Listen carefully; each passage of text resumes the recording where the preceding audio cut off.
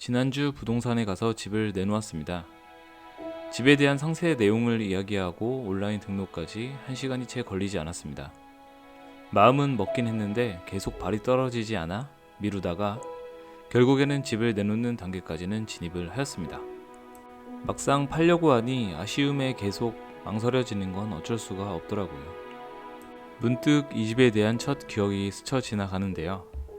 분양받아 준공 후 입주까지 2년 이상을 기다렸고 아파트가 계속 올라가는 모습을 보면 그 뿌듯함은 이루 말할 수 없었습니다.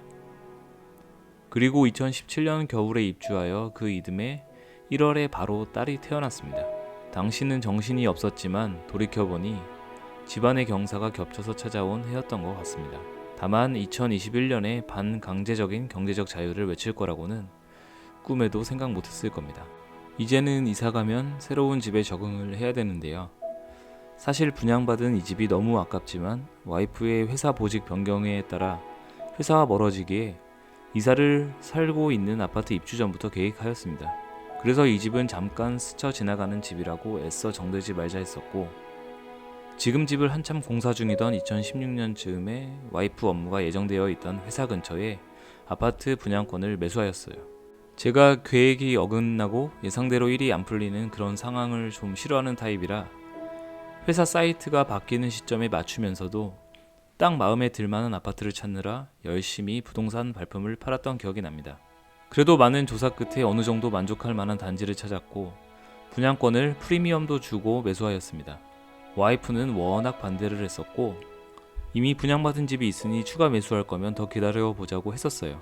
저는 이미 조사를 다 끝낸 상태고 좋아질 것이 너무 눈에 보였기 때문에 반드시 그때 사야만 하는 수많은 호재를 말하면서 결국은 매수할 수 있었습니다.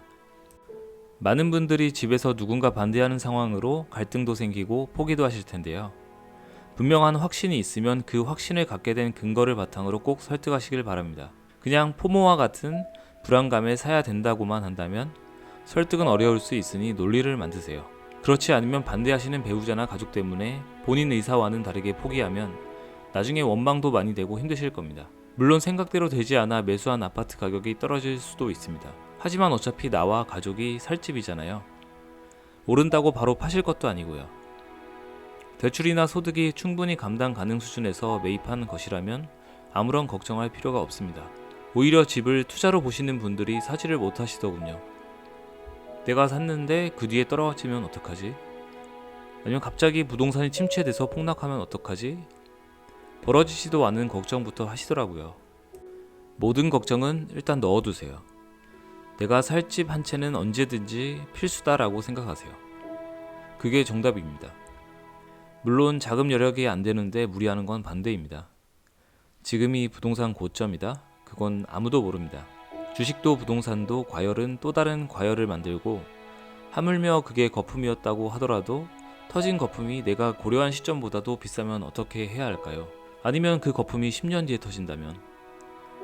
우리 인생은 길지 않습니다.